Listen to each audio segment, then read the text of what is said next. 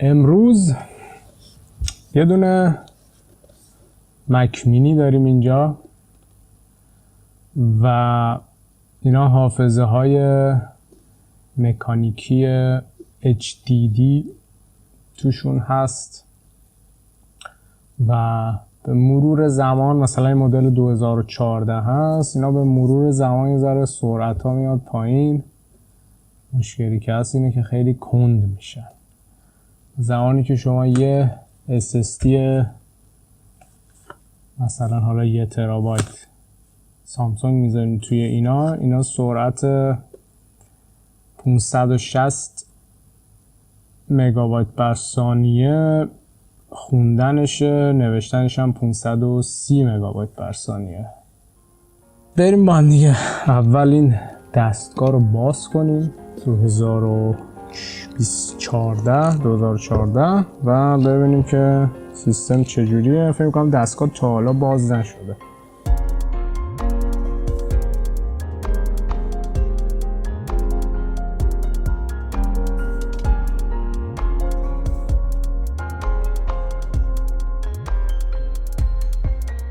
اولین کار اینه که این قسمت پلاستیکی پشتش رو باز میکنیم این شکلی. خاکو ببین اینجوری اینو باز کنیم. حجم خاکو ببین.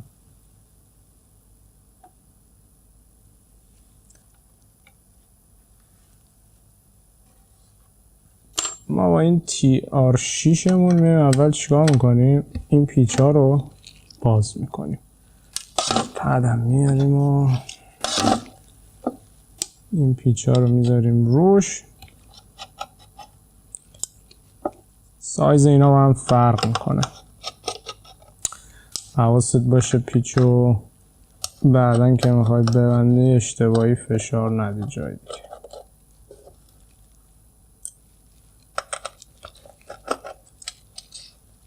خب ببین اینجا اینو که باز میکنی، من دوباره باید بیام زیر میکروسکوپ.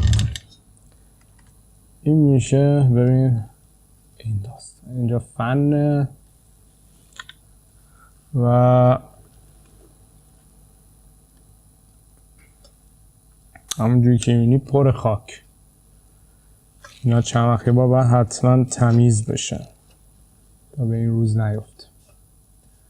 آره خب بعد از اینکه اینو باز کردیم ما این گوشه از اینجا یه دونه آنتن داریم. همین آنتنی که عکسش هم این بالا هست، اینو میبینی. خب این آنتنی که این بالا هست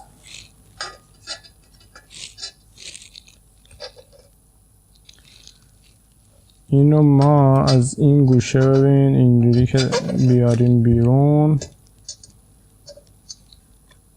میشه این آنتن اولیه. اینجا 3 تا آنتن وصل میشه که یکیش همینه که اینجا عکس وای فای هم گذاشته واسط. خب این اولیه رو بعد این پیچ ها رو این فکر میکنم با پیچ گوشتی که باز بشه بهش بخوره T5. این دوتا رو با T5 باز میکنیم. میتونی همینجا مستقیم هم خود اینو بیاری بیرون، خود این کارت شبکت رو، ولی خب کاری باش نداریم. فعلا این درب و این یه دونه آنتن رو جدا میکنیم، درش رو باز میکنیم. خب این از این اینجا دو تا پیچ، اینجا 3 تا پیچ و این فن میاد بالا. این پیچ رو ببین فقط چه پیچ بلندی. بعد کابلش هم از اینجا آزاد میشه.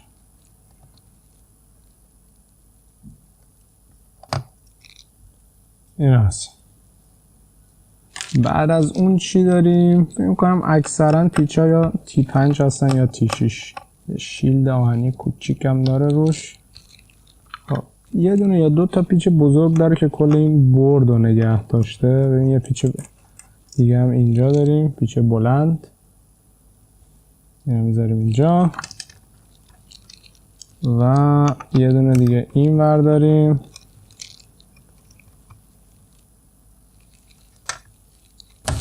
یه ذره که شلش کنی بیاریش جلو دیگه کابلات هم میتونی راحت‌تر باز کنی. فقط حواست باشه کابلا رو پاره نکنی چون چند جاش کابله، مثل اینجا مثلا باز کنی.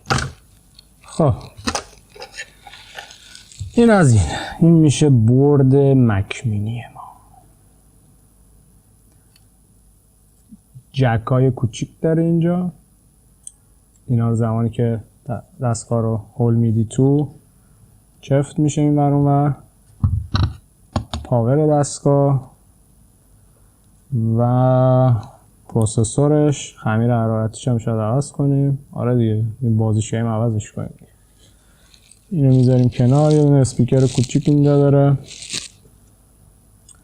خب اینو بذاریم فعلا کنار. بریم سر اصل مطلب. کلیکش باز شد. سلامتی. خب خود اصل مطلب HGST ژاپن made in China. خیلی جالب. خب کاری که میکنیم چیه؟ اینی که از این ور این پیچ رو باز میکنیم، پیچش میشه T8. خب اینو میاری بیرون، اینجا کانکتورش هم باز میکنی، همینجا اینو وصل میکنیم به این. خب برای حفظ ایمنی هم میایم چیکار میکنیم؟ کاری که میکنیم اینه، این چسبا داریم، یه چسب میزنیم اینجا. دلیلش چیه؟ دلیلش اینه که این کانکتور رو اینجا محکم نگه میداره. چرا میزنم؟ چون که داشت رو خودش اوریجینال، یعنی روی هارد قبلیش. طراحی واسه 10 سال پیشه دیگه، لابد یه چیزی بوده که تشخیص دادن این چسب باید اینجا باشه، ما هم جایگزینش میکنیم.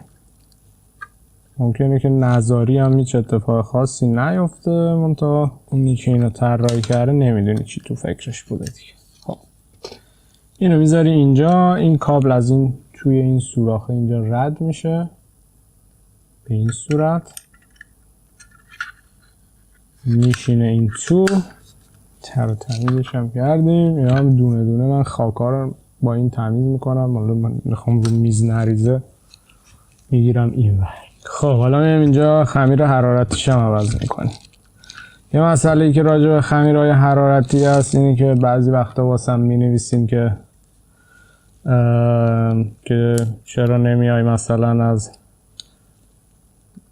ترمال گریزلی استفاده کنی و این چیزا. اینه که مشتری با مشتری فرق میکنه. گیمر وقتی باشه یه چیزی واسهش میذاری، استفاده روزانه یه چیزی میذاری. مثل اینه که کامپیوتر 400 وات برق نیاز داشته باشه، پاور 1600 واسش بذاری.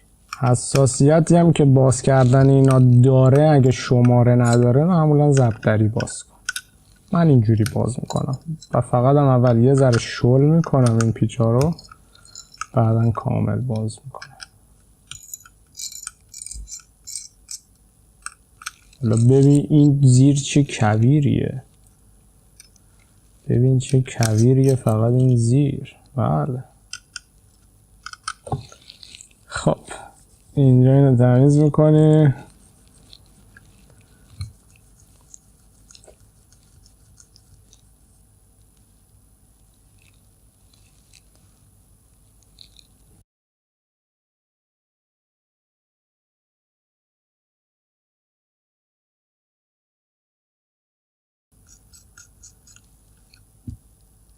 خب برای اینکه دوباره اینا رو بذاریم سر جاش، اول دوباره این هارد رو میذاری اینجا به این صورت، بعد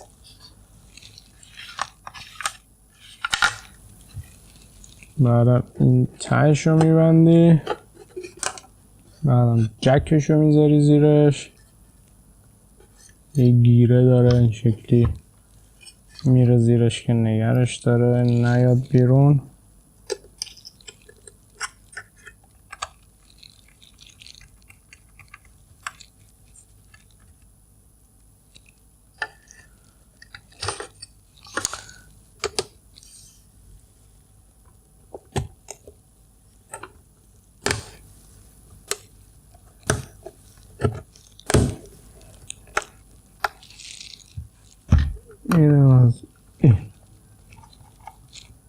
یه پیچ بلند داشتیم اینجا روی بورد، این پیچ کوچیکو داشتیم واسه شیلد روی این.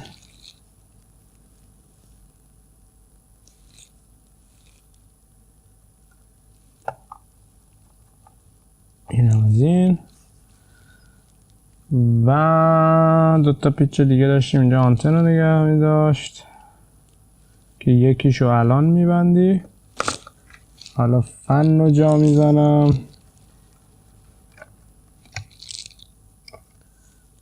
و پیچ های دیگه فن.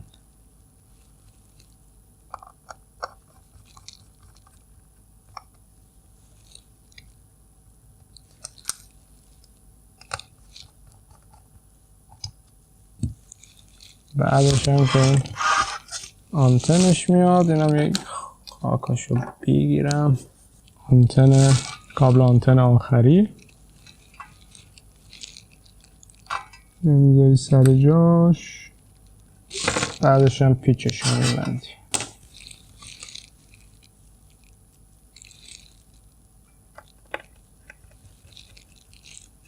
اینم میذاری اینجا.